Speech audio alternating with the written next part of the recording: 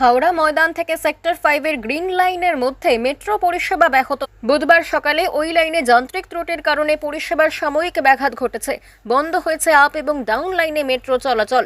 2 ঘন্টারও বেশি সময় ধরে ওই লাইনে পরিষেবা বন্ধ ছিল। দুপুর 1টার পর পুরো পথে পরিষেবা চালু হলেও পুরোপুরি স্বাভাবিক হয়নি বলেই দাবি যাত্রীদের। বুধবার সকাল 10:30টার পর থেকে এই সমস্যা দেখা দেয় গ্রিন লাইনে।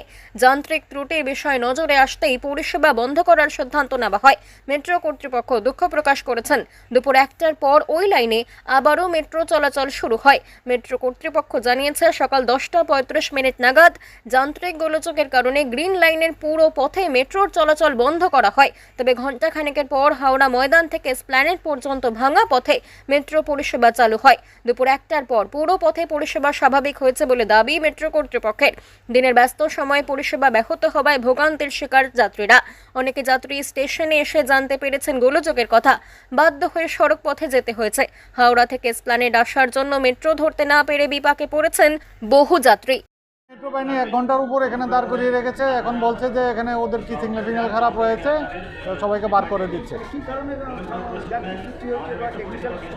ওরা বলছে ওদের কিছু একটা সিগন্যালে প্রবলেম হয়েছে, কিন্তু প্রপারলি কিছু জানায়নি। 10 মিনিট বাদে হবে, 15 মিনিট বাদে হবে, 20 মিনিট বাদে হবে, এই করে 1.5 ঘন্টা বসিয়ে রেখে এখন বলছে যে আমরা চালাচ্ছি না। ভেতরে ঢুকলাম, ঢুকে আধ ঘন্টা হয়ে গেল, বলছে যে এখন মেট্রো চলছে না টেকনিক্যাল প্রবলেমের জন্য। টিকিট কাটতে বারণ করলো, টিকিট দিল না। কতক্ষণ কোনো কিছু বলছে না? না, কিছু বলছে না। অসুবিধা হচ্ছে আপনারা? হ্যাঁ, এসব অসুবিধা হবে না। একটা জায়গায় যেতাম। বাংলা খবর, আপনার রাজনীতি, আপনার আওয়াজ।